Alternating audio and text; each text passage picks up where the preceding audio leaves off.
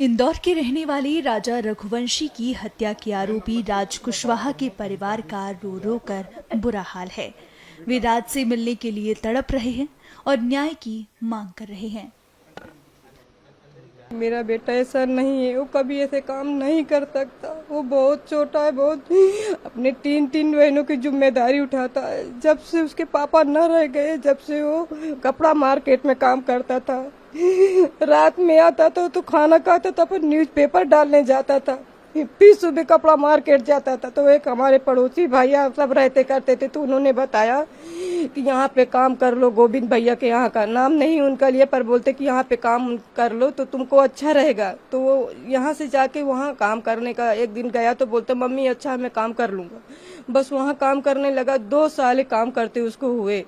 बाकी मेरा बच्चा कभी ऐसा नहीं करता। कभी आपको अगर ऐसा नहीं लग रहा कि मैं झूठ बोल रही, तो आप अड़ोसी पड़ोसियों से जाके भी पूछ लो कि मेरा राज कैसा था। वो कभी ऐसा काम नहीं कर सकता था। एक चीज ये भी आ रही है, जैसे हम भी देख रहे हैं, आपका घर आप बहुत कमजोर वर्ग से बिलोंग करें।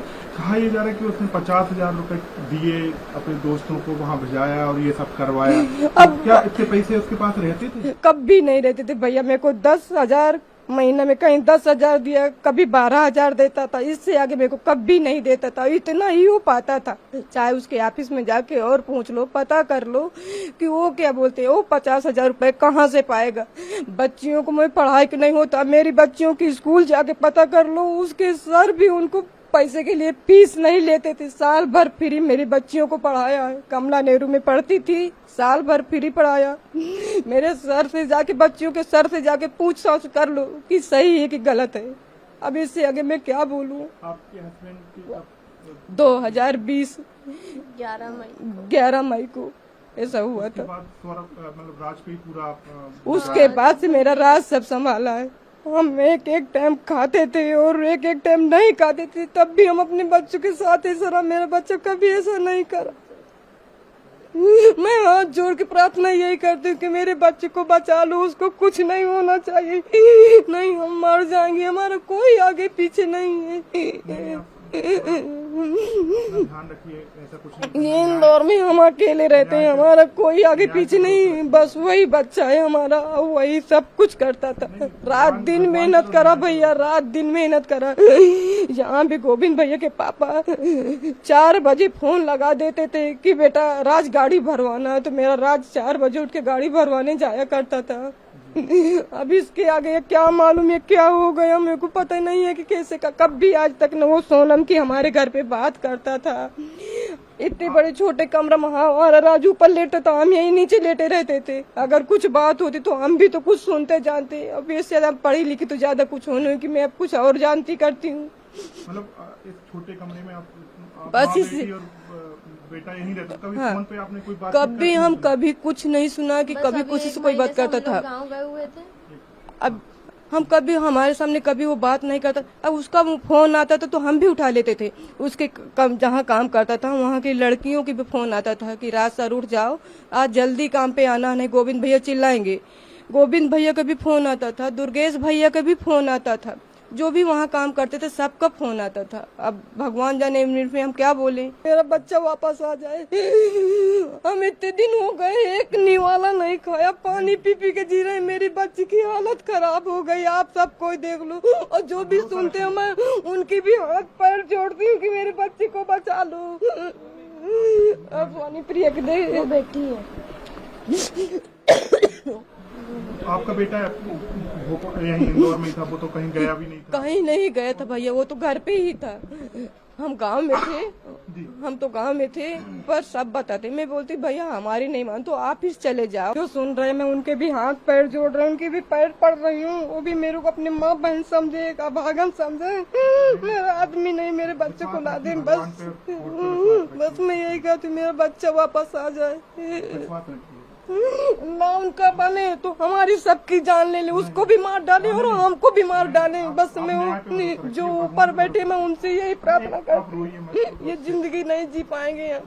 संडे के दिन भैया आए थे तो बस ये बोला कि सुहानी मेरे कपड़े निकाल दे, मेरे को मंदिर जाना है, बस। उसके बाद भैया चले गए। फोन लगाया होगा जब वो तो उसकी उनका फोन स्विच ऑफ आ रहा था, सब लोगों को लगाया, सबका फोन स्विच ऑफ आ रहा था। फिर उसके बाद मम्मी को फोन किया, उन्होंने बताया, विशाल भाई की मम्मी को फोन किया। मैंने उनसे बोला पड़ोसियों से पूछो कि घर में वो लोग हैं कि नहीं है, उनका फोन बंद आ रहा है। तो उन्होंने बताया कि घर में ताला लगा हुआ है, कोई भी नहीं है घर में। उसके बाद फिर मैं लगातार वो जो ऑफिस के भैया उनको फोन लगा रही थी कि भैया मेरे भैया नहीं मिल रहे हैं। वो बोल रहे थे मिल जाएगा, उसने कुछ नहीं किया है। बाद में 3-4 बजे पता चला कि उसको पुलिस लेके गई। आप मतलब अपने भाई के बाद आप सबसे बड़ी बेटी हैं और उसकी सबसे मतलब छोटी बहन है, तो आपसे कभी जिक्र किया कि वो किससे प्यार करते हैं, किससे सोनम कौन है, क्या है, ऐसा कभी आपको लगा? क्योंकि जो चल रहा है कि शायद सोनम से उनका रिलेशन नहीं, इसके बारे में भैया ने कभी बात नहीं करी। दीदी के बारे में तो उनने कभी कोई बात ही नहीं करी घर में। हमेशा जब भी बात होती थी तो हम 4 भाई बहन है, तो हमारी दीदी सबसे बड़ी है, भैया से बड़ी है, तो बात होती थी तो यही होती थी कि पहले तीनों बहनों की शादी करेंगे, फिर लास्ट में भैया अपनी शादी करेंगे। कभी उनने ऐसी बात नहीं करी कि मेरी शादी करो, कि मैं किसी को पसंद करता हूँ, कभी भी ऐसी कोई बात नहीं करी।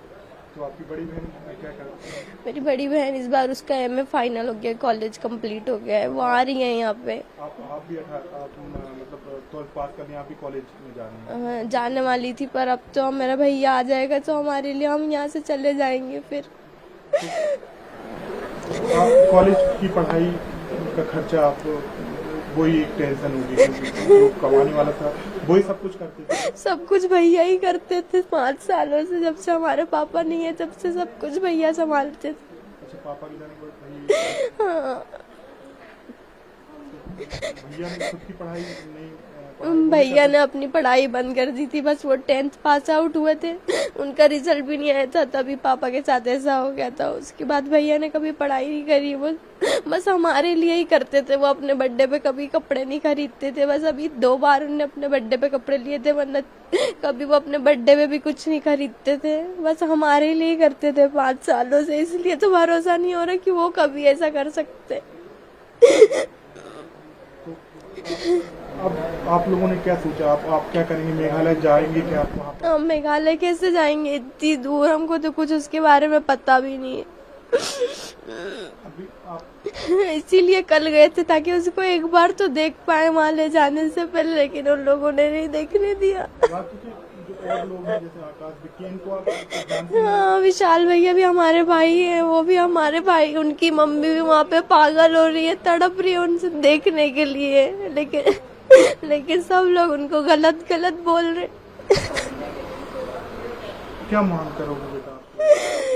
कि वो लोग बेकसूर हो तो उनको न्याय मिले, उन लोगों को छोड़ दिया जाए। गौरतलब है कि राज कुशवाहा समेत 4 आरोपियों को पुलिस